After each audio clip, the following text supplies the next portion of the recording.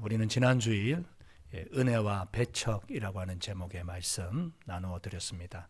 예수님을 환영하고 받아들이는 분도 있지만 그러나 예수님을 배척하는 사람들도 이 땅에는 많이 있습니다. 나사렛이라고 하는 예수님의 고향에 가셨을 때 그 사람들이 배척한 이유는 간단합니다. 편견 때문이죠. 선입견 때문입니다. 우리가 알고 있는 예수는 목수, 우리의 이웃 마리아와 요셉의 아들. 그래서 그가 전하는 그 말씀에 놀라기는 했지만 그러나 받아들이지 않고 결국은 배척하자 예수님이 유명한 말씀하셨죠. 선지자가 고향에서는 환영을 받지 못하느니라. 이 환영과 은혜라고 하는 단어가 동일한 것입니다. 여러분이 은혜를 받기 원하십니까?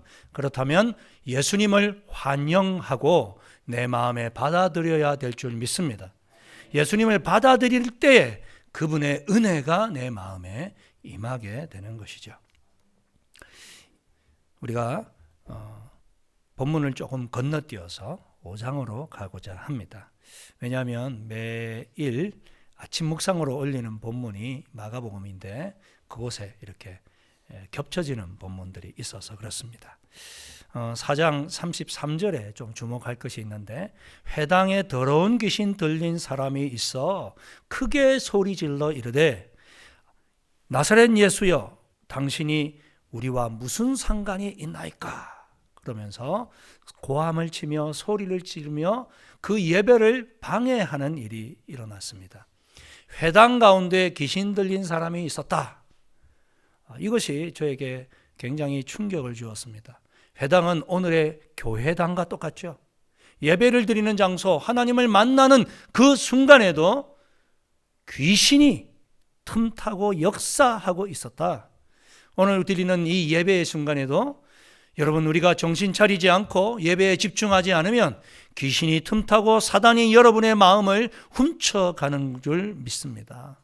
그러므로 우리가 기도해야 됩니다. 하나님, 제가 예배 시간, 딴 생각, 딴 것에 마음 빼앗기지 않도록 지켜주십시오. 언제든지 이 사단은 우리에게서 은혜를 걷어가려고 하기 때문에 그렇습니다. 오늘 우리가 읽은 이 누가복음 5장은요. 이 공간복음이라고 하는 마태, 마가, 누가 이 세 복음서에 다 나와 있는 내용인데 특별히 마태나 마가와는 다르게 예수님께서 베드로를 어떻게 구체적으로 부르셨는지에 대한 그런 상세한 디테일한 내용들이 기록되어져 있습니다. 여러분은 일에 관심이 많으십니까? 사람에 관심이 많으십니까? 보통 우리는 일에 관심이 많습니다. 나에게 주어진 업무, 업적, 그것을 이루기 위해서 최선을 다하게 되죠. 그것을 이루어야 상사로부터 인정도 받고 진급도 하고 그리고 그것이 위대한 어떤 발자취를 남기게 된다면 내 명예까지도 남아있게 되니까 사람들은 일에 치중하기 쉽습니다. 그런데 너무 일에 관심을 두다 보면 사람을 부속품처럼 소모품처럼 그렇게 생각하기 쉽죠. 그래서 대수롭지 않게 여기고 그를 인격적으로 대우하지 않는 그러한 일들이 산업사회를 겪어오면서 우리 한국 사회에 굉장히 많았습니다. 그래서 기업이 얻은 그 이윤을 그 직원들과 잘 이렇게 분배하고 나눠 갖는 일들이 부족했기 때문에 이제 노동조합이 생겨나고 여러 가지 분쟁들도 일어났고 지금은 이제 많이 그 기업 문화, 노동 문화가 변화되어져 가고 있는 것을 보게 되어집니다.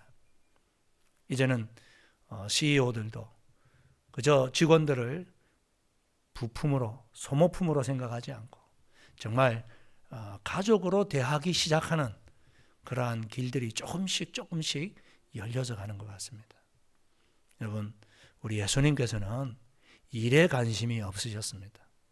내가 이 땅에 있는 동안 정말 사람들이 깜짝 놀랄 만한 일들을 내가 이루어야지, 업적을 남겨야지 그런 일에 관심 없으셨습니다. 물론 하나님의 아들이시니 뭐 그렇기도 하겠죠. 뭐가 부족한 것이 있겠습니까? 그러나 주님은 그것들을 뛰어넘은 사람의 관심을 두셨습니다. 예수님이 공생의 기간은 짧았습니다. 3년밖에 되지 않습니다. 그죠? 그 짧은 기간 동안 우리 주님이 하신 일은 사람을 불러서 그 사람들을 세우는 제자 삼는 사역이었습니다. 그래서 이 사복음서에는 예수님이 누구를 부르셨는지에 대해서 관심 있게 기록하고 있습니다. 그 중에서 특별히 오늘은 베드로라고 하는 한 제자를 부르시는 장면을 우리에게 소개하고 있습니다. 여러분, 우리도 사람에게 관심을 가져야 될 줄 믿습니다. 사람에게서 인심을 얻어야 됩니다. 마음을 얻어야 됩니다. 그래야 내가 하는 비즈니스도 잘 될 수 있습니다. 결국은 사람이 하는 일이니까요. 처음에는 유능한 것 같고 잘 할 것 같아서 동업도 하고 하지만 결국은 다 깨어지는 이유가 뭡니까? 사람의 마음을, 동업자의 마음을 얻지 못했기 때문에 그렇습니다. 돈을 좀 잃더라도 사람을 얻으시기 바랍니다. 그래야 지금은 잘 안 될지 모르나 지나고 나면 잘했구나 생각하게 될 겁니다. 하나님의 일은 사람을 통해 이루어가는 것입니다. 사실 우리 초대 담임 목사님이셨던 황상호 목사님 그리고 이종호 장로님을 위시한 성도님들이 정말 귀한 일 하셨어요.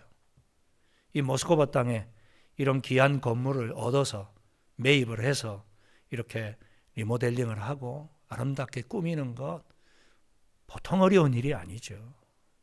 정말 귀한 일입니다. 그러나 이 공간에 그러나 사람이 없다면, 하나님의 백성들이 없다면, 예배가 드려지지 않는다면 아무 소용이 없는 거 아닙니까? 교회는 건물이 아니라 저와 여러분을 통해서 하나님께서 교회라 말씀하시는 줄 믿습니다. 예수를 그리스도라고 고백하는 한 사람 한 사람이 모여서 교회가 되는 것이죠. 그렇기 때문에 우리가 제자를 삼는 일이 중요합니다. 예수를 나의 주인으로 고백하는 사람들을 더 많이 주님께로 인도하고 함께 예배를 드리는 것, 그것이 바로 우리 하나님께서 가장 기뻐하시는 일인 줄 믿습니다. 여러분이 이제 인생에 마감하는 그날 뭐가 남겠습니까? 여러분이 매입한 주택, 아름답게 꾸민 그러한 것들이 남아 있겠습니까? 아니죠. 사람이죠. 내가 하나님께서 선물로 주신 낳아서 기른 자식들, 그죠? 그리고 내가 믿음으로 낳은 바울에게 있어서 디모데와 같이 믿음의 형제들, 자녀들, 이들이 결국 남아있는 것이고 하나님 앞에서 나타나는 열매인 줄 믿습니다. 오늘 본문을 보면 5장 1절에 무리가 몰려왔답니다. 하나님의 말씀을 듣기 위해서. 그렇습니다. 우리가 이 자리에 왜 모여 있습니까? 사람 만나기 위해서, 교제하기 위해서, 그동안에 눌렸던 스트레스를 친교를 나누면서 풀기 위해서, 그것도 맞습니다만 그러나 그건 부수적이죠. 우리가 이 자리에 앉아 있는 이유는 말씀을 듣기 위해서인 줄 믿습니다. 사람들이 무리가 몰려왔습니다. 하나님의 말씀을 듣기 위해서 예수님께로. 예수는 게네사렛 호숫가에 섰다라고 이야기합니다. 게네사렛 호수 어디입니까? 갈릴리 호수를 말하죠. 이 갈릴리 호수는요, 다양한 이름들을 가지고 있는데 갈릴리 호수라고 말할 때는 그 지역이 갈릴리이기 때문에 갈릴리라고 부르고요. 게네사렛이라고 하는 것은 갈릴리 인근 주변에 게네사렛이라고 하는 지방이 있었기 때문에. 근데 이 게네사렛의 뜻은 10개의 동산이란 뜻입니다. 바다에서 보면 10개의 동산이 있어서 게네사렛 불렀고요. 또 한 가지의 명칭은 긴네레라고도 불렀습니다. 구약에서는 긴네레. 이 무슨 뜻이냐 하면 이 호수가 하프처럼 생겼다, 수금처럼 생겼다. 그래서 긴네레라고 또 불렀고요. 그리고 혹시 또 신약에서 디베라 호수 이렇게도 부르죠. 디베라는 로마 황제 티베리우스의 이름을 따서 그 지역의 도시가 디베라라고 하는 도시가 있었기 때문에 디베라 호수라고도 부릅니다. 그래서 오늘 본문에 나오는 게네사렛, 갈릴리, 긴네레 그리고 디베랴 모두 다 같은 호수를 가리킵니다. 이 호수는 약 직경이 한 20km, 폭이 한 10km 되는 제법 큰, 그래서 바다라고 부르는 그러한 호수였습니다. 이 호숫가에 서서 예수님께서 말씀을 전하시는데 2절에 보니까 배 두 척이 있는 것을 보셨어요. 그리고 그 배에 보니까 어부들이 배에서 나와서 그물을 씻고 있었습니다. 사람들이 바닷가에 몰려들었기 때문에 예수님께서 처음에는 바닷가에서 설교를 하시다가 더 이상 사람들이 운집한 것이 너무 많아서 사람들이 밀고 미는 거예요. 그러니까 예수님이 지금 웅신할 폭이 적으니까 자칫 잘못하다가는 바다에 빠지실 것 같아서 배를 보게 된 겁니다. 저 배를 내가 스테이지로 만들면 되겠구나. 설교단을 만들어서 거기서 설교하고 사람들이 내 말을 들으면 더 잘 전달될 수 있겠다. 그래서 수상 스테이지를 주님께서 이제 만드시기 위해서 이제 굿 아이디어를 떠올리신 거죠. 이 배 두 척이 그물을 씻겼습니다. 그물을 씻는다는 무슨 뜻인가요? 조업이 끝났다는 거죠. 밤새 그물질하고 이제는 집에 돌아가기 위한 퇴근 시간이었다는 겁니다. 이 퇴근 시간에 예수님께서 부탁을 하시고 3절에 보니까 배에서 예수께서 한 배에 오르시니 그 배는 시몬의 배라. 예수님께서 배에 부탁을 해서 올랐어요. 여러분, 퇴근하려고 그물 싣고 있는데 배 좀 빌려달라. 내가 당신 배에서 좀 사람들에게 설교를 해야 되겠다. 허락하기가 쉬울까요? 여러분, 가장 지치고 힘들 때가 언제입니까? 일과를 마칠 때잖아요. 퇴근 시간 앞두고 찾아오는 고객이 제일 밉상이잖아요. 말은 못해서 그렇지. 웃으면서 어서 오세요 고객님 말은 할지 모르지만 속으로 이 사람 빨리 나갔으면 좋겠다. 지치고 힘드니까 빨리 놈을 뉘고 싶은 거 모든 사람의 똑같은 마음입니다. 그런데 예수님이 부탁을 하시는 거예요. 그가 왜 예수님의 부탁을 들어줬을까? 참 성령님의 인도하심이겠죠.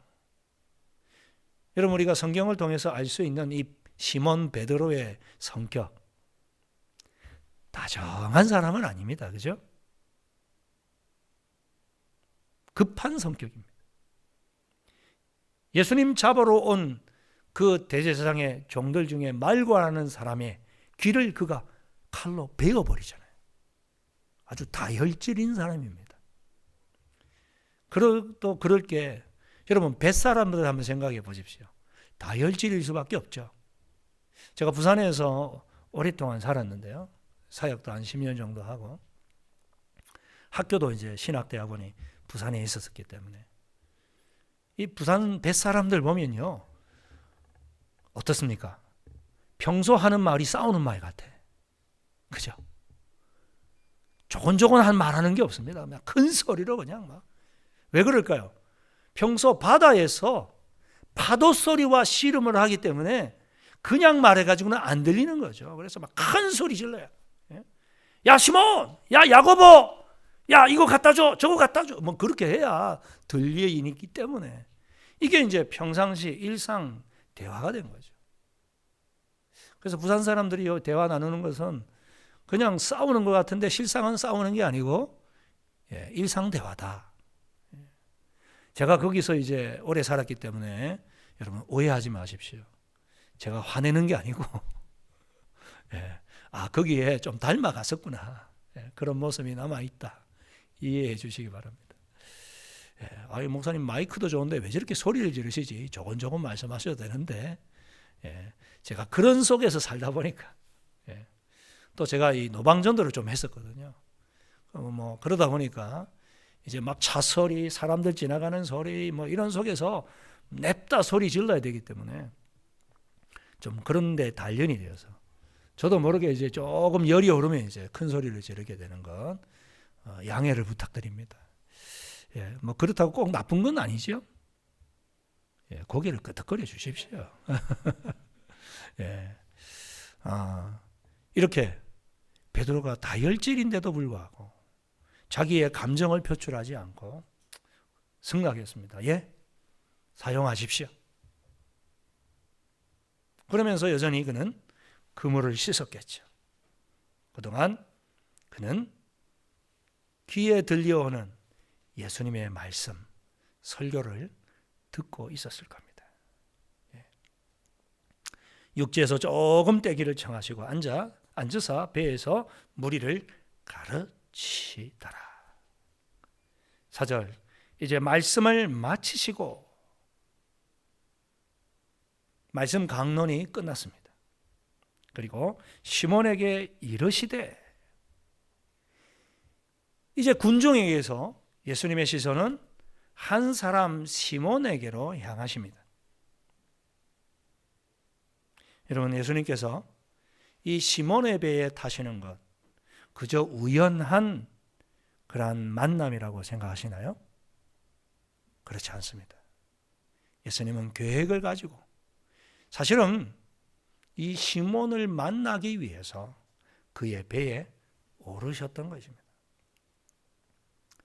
시몬과 예수님은 첫 대면은 아니었을 것이라고 짐작할 수 있습니다. 왜냐하면 요한복음 1장 40절에 보면 세례 요한의 제자들 중에 세례 요한이 예수님이 자기에게 오는 것을 보고 이렇게 이야기하죠. 세상 죄를 지고 가는 하나님의 어린 양을 보라. 이 말씀을 듣고 세례 요한이 두 제자가 예수님을 따르기 시작했는데 그 중에 한 사람의 이름을 기록하고 있습니다. 요한복음 1장 40절에 요한의 말을 듣고 예수를 따르는 그 사람 중에 하나는 시몬 베드로의 형제 안드레라. 시몬의 형제 안드레는 이미 예수님의 제자가 되었어요. 지금 시몬의 배 위에 예수님이 가르치고 있을 때 분명히 안드레도 그 일원들 중에 무리 중에 있었을 것입니다. 이 안드레가 예수님에 대해서 그가 설명하고 있는 부분이 41절 이하에 나와요. 보라, 내가 메시아를 만났다. 시몬에게 그런 말을 했던 것이죠. 여러분, 우리가 평소에 우리 사랑하는 가족들, 또 직장 동료들, 사랑하는 친구들에게 예수님 믿으니까 너무 좋아. 너도 한번 예수님 믿어봐. 내가 정말 예수님이 하나님이신 것을 믿어. 이런 지나가는 말로 한 번씩 하시는 그 말씀이 결코 헛되지 않을 줄 믿습니다. 귀 속에 남아있는 것이죠. 그래서 이제 때가 되었다 생각된 주님께서 시몬에게 이르십니다. 깊은 데로 가서 그물을 내려 고기를 잡으라. 깊은 데로 가서 그물을 내려 고기를 잡으라. 여러분이 베드로, 시몬이라면 이 예수님의 말씀 어떻게 받아들일 수 있을 것 같습니까? 첫눈에 봐도 예수님은 뱃사람이 아니잖아요. 그물 한번 던져본 적이 없는 그러한 분이지 않습니까? 목수 출신이시고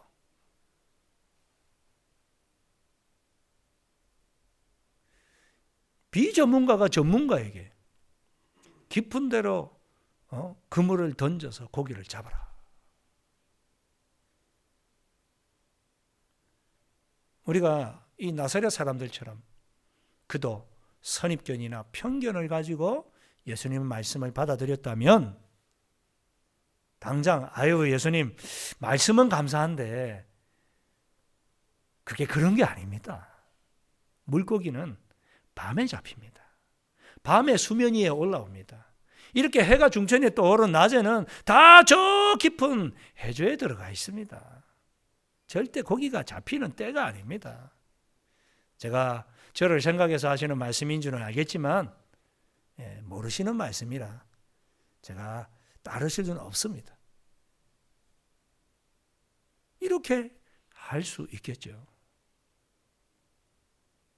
좀 자존심 상할 수도 있죠. 쥐가 뭐 한다고. 속으로 말이죠. 근데 5절에 시몬이 대답하여 이르되 선생님 우리들이 밤이 새도록 수고하였으되 잡은 것이 없지만 지금 밤이 새도록 수고했는데 잡은 것이 없답니다. 지금 실망한 상태입니다. 잡은 것이 없다. 내가 열심히 땀을 흘렸는데 거둔 것이 없고 맺은 것이 없고 내 손에 아무것도 없을 때 여러분 얼마나 절망스럽습니까? 아유 헛고생했네. 괜히 이 사업 펼쳐가지고. 근데요 여러분 빈손일 때 빈 마음일 때 바로 그때가 주님을 받아들일 수 있는 때인 줄 믿습니다. 심령이 가난한 자는 복이 있나니 천국이 저희 것이며. 수중이 두둑하고 뭔가 호주머니에 많이 있으면 예수님 안 찾아요. 예수님 만나지 않습니다. 베드로가 지금 만선을 이루었더라면 예수님 말씀 듣겠습니까? 안 듣죠.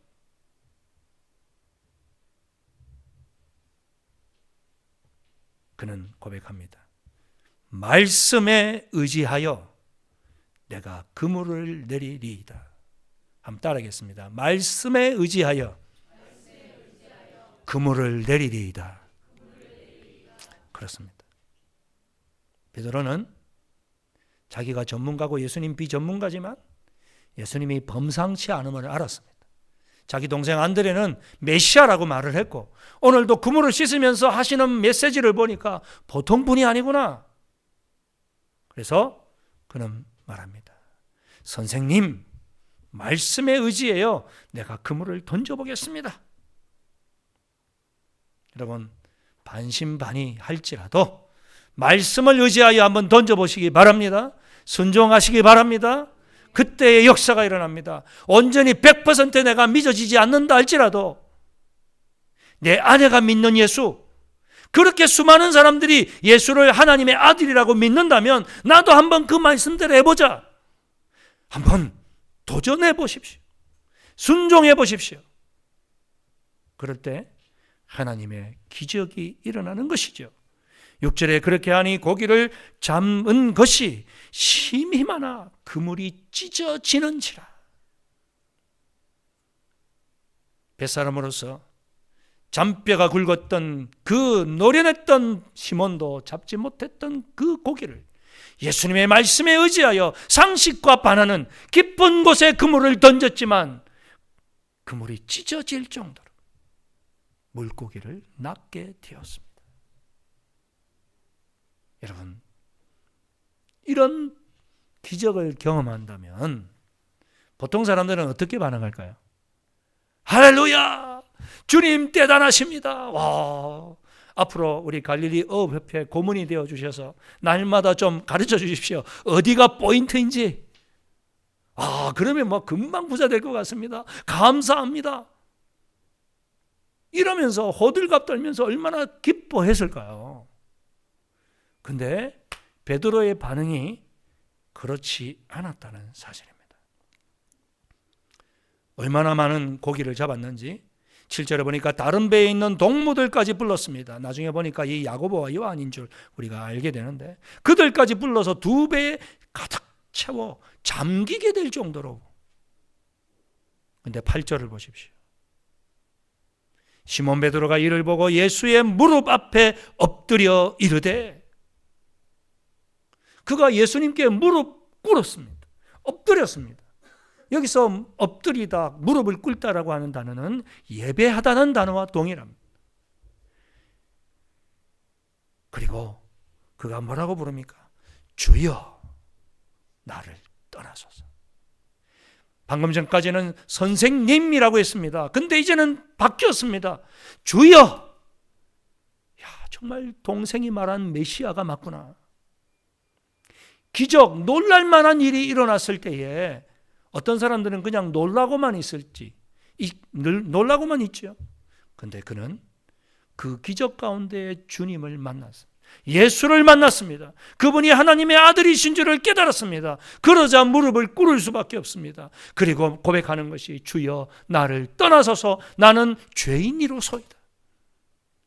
예수를 만나면 첫 번째로 나타나는 반응이 무엇입니까? 내 죄를 깨닫게 되는 것입니다. 내가 더럽고 추악한 죄인임을 예수 앞에서 깨닫게 되는 것입니다. 그렇습니다. 강한 빛이 들어오면 방 안에 있을 때 어떻습니까, 여러분? 평소에는 보이지 않던 먼지가 얼마나 많이 떠 있는 것을 알게 되지 않습니까? 마찬가지로 빛 대신 예수가 내 마음에 들어오게 될 때 나의 감춰져 있던 그 온갖 더러운 죄가 드러나게 되고 그분 앞에서 도저히 서서 맞아드릴 수 없는, 무릎 꿇고 주여 떠나소서 나는 죄인이로소이다. 주님을 인격적으로 만나는 놀라운 축복을 누리게 되는 줄 믿습니다. 그렇습니다. 우리가 평생을 예배드려도 이렇게 인격적으로 주님을 만나지 않으면 아무 소용이 없습니다. 주님의 제자도 될 수 없고 주님의 사역을 더더군다나 할 수 없습니다. 여러분, 주님을 만나셨습니까? 주님 앞에서 나의 죄를 깨달으셨습니까? 그렇다면 인격적으로 만나신 것입니다. 이렇게 주님을 고백하게 될 때, 자기의 죄를 회개하고 주님을 나의 인생의 주인으로 모셔드리게 될 때 주님께서 10절에 뭐라고 말씀하십니까? 예수께서 시몬에게 이르시되 무서워하지 말아라. 그렇습니다. 주님을 만나면 두렵습니다. 무섭습니다. 그러나 이렇게 말씀하십니다. 무서워하지 말아라. 사죄하시는 거죠. 용서해 주시는 거죠. 이제부로는 내가 사람을 취하리라. 마태복음에서는 네가 사람을 낚는 어부가 되리라. 그렇습니다. 주님을 만난 우리에게 주님께서 이제 사명을 주십니다. 사람을 낚는 어부가 되라. 우리 모두 사람들을 주님께로 인도하는 하나님의 귀한 제자들이, 일꾼들이 되실 수 있기를 축원합니다. 내가 돈을 벌고 내가 직장에서 일을 하고 사업을 하는 모든 이유는 사람들에게 예수 그리스도를 증거하기 위함입니다. 이렇게 주님이 나와 함께 하셨어요. 이렇게 전할 수만 있다면 나의 실패도, 나의 고난도, 나의 성공도 하나님께 영광이 될 줄 믿습니다.